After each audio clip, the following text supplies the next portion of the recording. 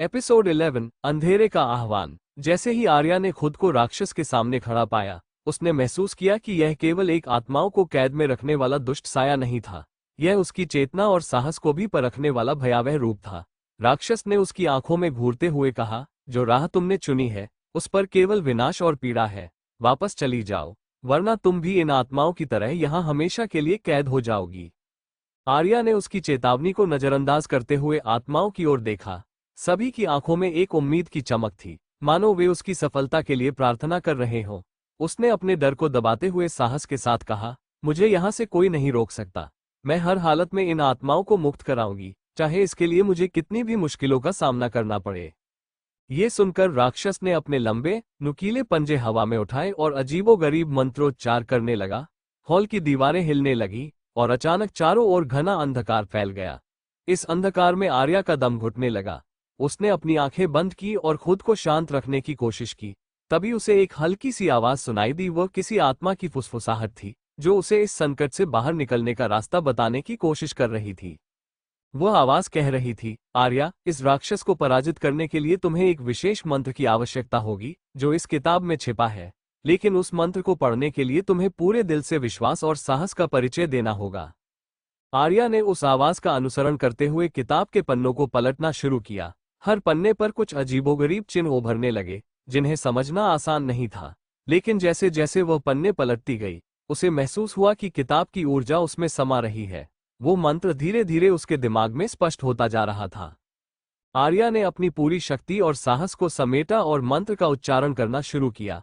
राक्षस ने गुस्से में चीखते हुए उसे रोकने की कोशिश की, लेकिन मंत्र के शब्दों के साथ एक रोशनी आर्या के चारों ओर फैल गई।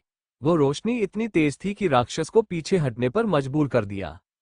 जैसे ही आर्या ने मंत्र पूरा किया, राक्षस की छाया बिखरने लगी और वो दर्द से चीखते हुए गायब हो गया। हॉल में एक रहस्यमय शांति फैल गई और सभी आत्माएं रोशनी की ओर बढ़ने लगी। राक्षस का साया तो मिट गया, लेकिन आर्या को ऐसा आभास हुआ जैसे किताब के भीतर अभी भी कुछ अधूरा है। क्या सच में ये राक्षस अब कभी नहीं लौटेगा, या ये केवल एक शुरुआत थी? राक्षस के विलुप्त होते ही हॉल में छाए रहस्यमयी शांति ने आर्या को कुछ पल के लिए सुकून दिया। आत्माएं एक एक कर अपनी बंधनों से मुक्त हो रही थीं, लेकिन आर्या का मन अभी भी बेचैन था। उसे महसूस हुआ कि किताब की रहस्यमयी ऊर्जा अब भी उतनी ही मजबूत थी, मानो उसके भीतर कुछ और भी छुपा हो, कुछ ऐसा जो अभी तक सामने नहीं आया। जैसे ही वो आत्माओं को विदा होते देख रही थी, एक बूढ़ी आत्मा आर्या के पास आई। उसकी आंखों में आभार और सम्मान था, लेकिन उसके चेहरे पर एक रहस्य का भाव भी था। उसने धीमे स्वर में कहा, आर्या, तुम्हें बहुत धन्यवाद, लेकिन मैं तुम्हें एक चेतावनी देना चाहती हूँ। इस किताब के भीतर केवल हमारी कहानियां ही नहीं, बल्कि कई गहरे और अंधेरे रहस्य भी छुपे हैं। ये किताब अपने रहस्यों को यूं ही नहीं उजागर करती, ये हर रहस्य की कीमत मांगती है। आर्या ने चिंता के साथ बूढ़ी आत्मा की ओर देखा और पूछा, मुझे और क्या जानना चाहिए? क्या यहाँ कोई और खतरा भी है? बूढ़ी आत्मा ने गहरी सांस लेते हुए कहा, ये किताब हमारी आत्माओं की कैद थी, लेकिन तुम्हारी यात्रा यहीं खत्म नहीं होती। ये किताब एक पुरानी प्रथा से बंधी है। ये हर उस व्यक्ति पर शाप लगाती है जो इसके रहस्यों को उजागर करने की कोशिश करता है। जब तक तुम इसे पूरी तरह समझ नहीं लेती, ये तुम्हें चैन से जीने नहीं देगी। हर अध्याय के साथ तुम्हें और भी भयानक रहस्यों का सामना करना पड़ेगा, और हर बार यह किताब तुमसे तुम्हारा कुछ हिस्सा मांग लेगी। आर्या के मन में हलचल मच गई। वो डर और जिज्ञासा के बीच झूल रही थी, लेकिन उसके साहस ने उसे पीछे हटने नहीं दिया। उसने उस आत्मा को विदा किया, और उसके जाते ही हॉल में एक गहरी खामोशी फैल गई। आर्या ने किताब को अपने हाथों में उठाया और उसे ध्यान से देखने लगी। उसके दिमाग में कई सवाल घूम रहे थे। क्या वो इन रहस्यों का सामना कर पाएगी? और यह किताब आखिर उससे किस तरह की कीमत मांगने वाली है? तभी किताब का एक पन्ना धीरे धीरे अपने आप पलट गया और उस पर खून से लिखे शब्द उभर आए। उन शब्दों में लिखा था, अब तुम्हारा सफर शुरू होता है आर्या। हर पन्ना तुम्हें अपनी ओर खींचेगा, और तुम्हें अपने अतीत का सामना करना पड़ेगा। क्या तुम तैयार हो? आर्या की सांसें थम सी गईं। उसने अपने भीतर एक अजीब सी बेचैनी महसूस की, मानो उसका खुद का अतीत भी इस किताब के रहस्यों से जुड़ा हो। लेकिन वह जानती थी कि पीछे हटने का सवाल नहीं था। उसने अपनी सांसें संयत की और मन ही मन कसम खाई कि वह इस किताब के हर रहस्य को उजागर करके रहेगी, चाहे इसके लिए उसे किसी भी कठिनाई का सामना क्यों न करना पड़े। आर्या ने किताब का अगला पन्ना पलटने की तैयारी की, लेकिन जैसे ही उसने उसे छुआ, उसकी आंखों के सामने अपने बचपन की एक धुंधली याद चमक उठी। एक ऐसा रहस्य जिसे उसने कभी किसी से साझा नहीं किया था। क्या इस किताब का कोई रहस्य उसके अतीत से जुड़ा हुआ है? आर्या ने किताब का वो पन्ना खोला और उसकी आंखों के सामने बचपन की एक धुंधली याद उभर आई। वो छोटे से कमरे में खड़ी थी, जहां दीवारों पर पुराने चित्र टंगे हुए थे और हवा में एक अजीब सी ठंडक थी। यह वही कमरा था जहां उसने अपने बचपन में एक खौफनाक घटना का सामना किया था, जिसे वह सालों से भूलने की कोशिश कर रही थी। उसकी आंखों में अचानक से आंसू आ गए। उसे याद आया कि इसी कमरे में उसने अपनी नानी को एक अजीब किताब पकड़े देखा था। नानी की आंखें लाल थीं और उनका चेहरा गंभीर था। आर्या उस समय बहुत छोटी थी और समझ नहीं पाई थी कि नानी के चेहरे पर इतना भय क्यों था। पर अब उस किताब की छवि उसके सामने उभर रही थी और वह पहचान गई कि वह वही किताब थी जो अब उसके हाथों में थी, the book of lost souls. Arya का शरीर सिहर उठा। क्या ये किताब उसी समय से उसके जीवन का हिस्सा थी? क्या उसकी नानी भी इस किताब के रहस्यों से बंधी थी? वो समझ नहीं पा रही थी कि उसकी नानी ने उस किताब को कभी उसके बारे में क्यों नहीं बताया, या क्यों उस किताब को कभी जलाने या छुपाने की कोशिश नहीं की। आर्या ने अपने भीतर की डर को काबू में रखते हुए किताब का अगला पन्ना पलटा। वहां एक चेतावनी लिखी थी, जो भी इस किताब के रहस्यों में प्रवेश करता है, वो अतीत की घटनाओं को फिर से जिएगा, चाहे वो उससे कितना भी दूर भागे। आर्या के दिल की धड़कन तेज हो गई। उसे लगने लगा कि किताब का हर पन्ना उसे उसके अतीत की ओर खींच रहा है, मानो उसे फिर से वे दर्दनाक पल जीने होंगे जिन्हें वह भूल चुकी थी। तभी कमरे के कोने में हलचल हुई और एक धुंधली आकृति उभरने लगी। आर्या ने देखा कि यह उसकी नानी की आत्मा श्री, जो गंभीर नजरों से उसे देख रही थी। उनकी आंखों में हरी पीड़ा और चेतावनी थी।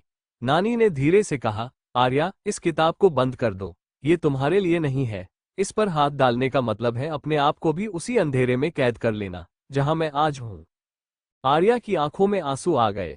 उसने कांपते हुए कहा, नानी, मैं इसे समझना चाहती हूं। ये किताब मुझे क्यों पुकार रही है? इसका मेरे अतीत से क्या रिश्ता है?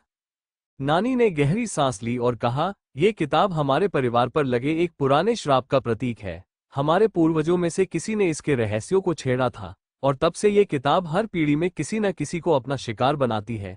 ये श्राप हमारे साथ बंध गया है, और ये तब तक हमें नहीं छोड़ेगा जब तक इसका अंतिम अध्याय पूरा नहीं होता। आर्या की आंखों में दहशत और जिज्ञासा का मिश्रण था। उसने धीमी आवाज में पूछा, तो इसका मतलब है कि मुझे इस श्राप को खत्म करने के लिए इसके रहस्यों को जानना होगा?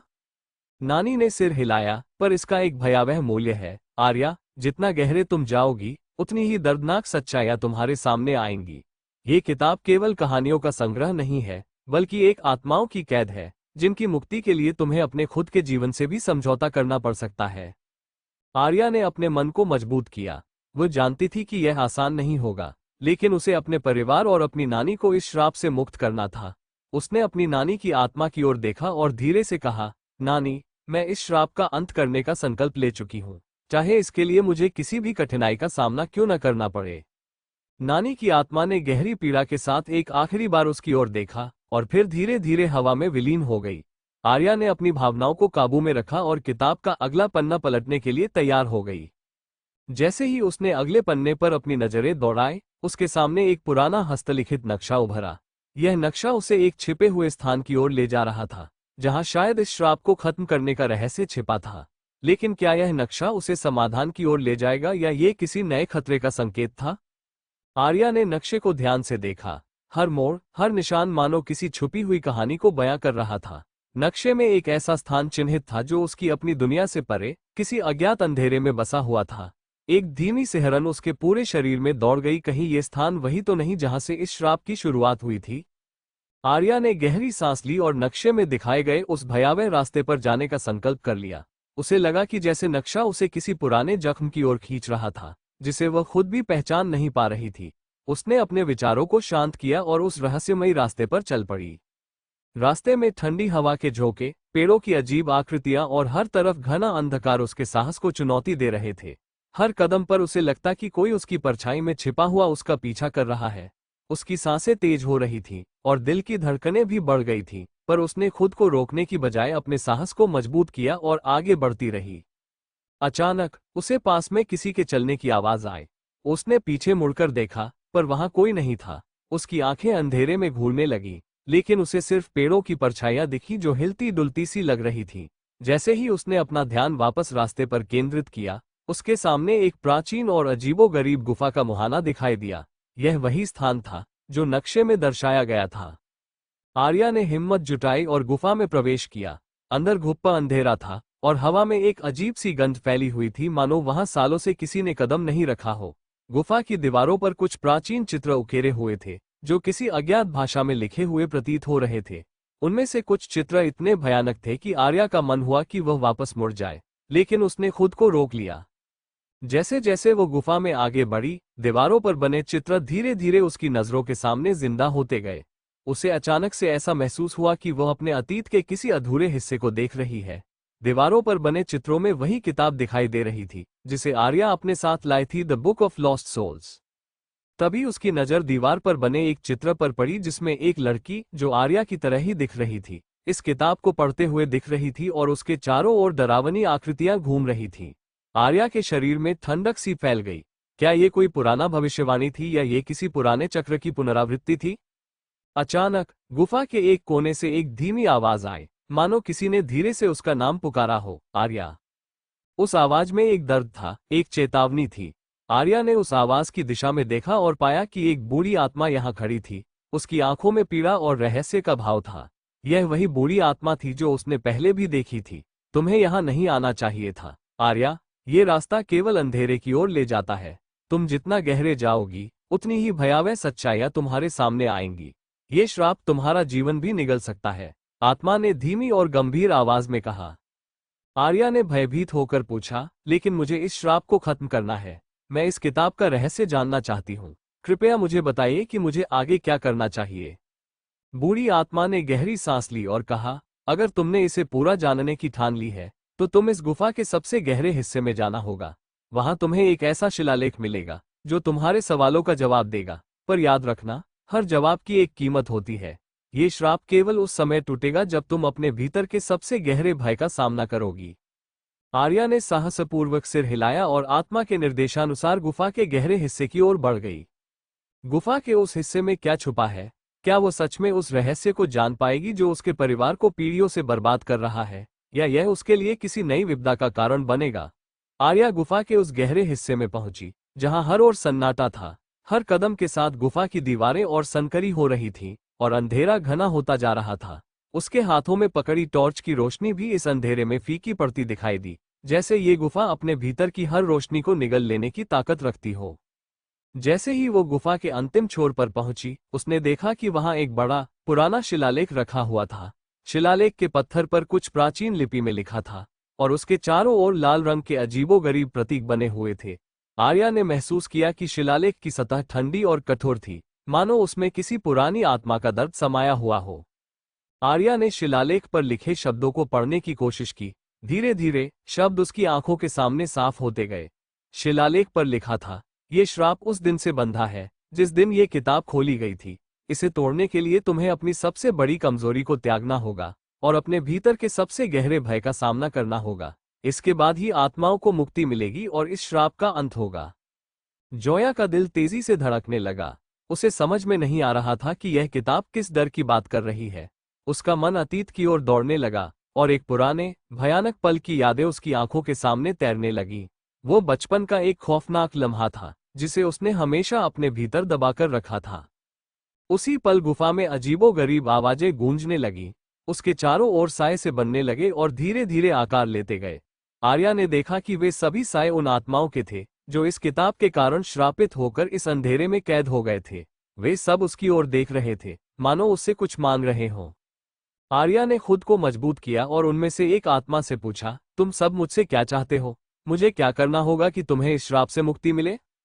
आत्मा ने धीमी, दर्द भरी आवाज में कहा, हमें तभी मुक्ति मिलेगी जब तुम अपने अतीत के सबसे गहरे डर का सामना करोगी और इसे स्वीकार करोगी। तभी इस श्राप का अंत होगा। तुम्हें ये किताब पढ़ते समय अपने भीतर की बुरी यादों और सबसे भयानक सच्चाइयों का सामना करना होगा। आर्या ने धीरे धीरे अपने बचपन की उस घटना को याद किया जब उसने अपनी माँ को इस किताब के साथ देखा था। उसकी माँ की आंखों में खौफ था और उसी समय उसके सामने से किताब गायब हो गई थी। उसकी माँ ने उसे सख्त हिदायत दी थी कि वह कभी इस किताब को न छुए, लेकिन आज वही किताब आर्या के हाथों में थी और उसके पास इस श्राप को खत्म करने का एकमात्र मौका था।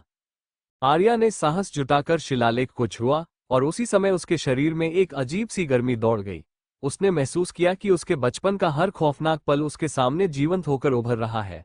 उसने अपनी आंखें बंद की और गहरी सांस ली, अपने अतीत के सबसे गहरे दर्द और डर को स्वीकार करने के लिए तैयार हो गई। जैसे ही आर्या ने अपने भीतर के उस भयावह सच का सामना किया, उसने महसूस किया कि उसकी आत्मा पर कुछ अदृश्य वजन हल्का हो गया है। लेकिन तभी गुफा में एक और अनदेखा दरवाजा खुलता है, जो उसे एक और भयावह रहस्य की ओर बुला रहा है। क्या आर्या इस रहस्य का सामना कर पाएगी, या ये श्राप उसे हमेशा के लिए अंधेरे में धकेल देगा?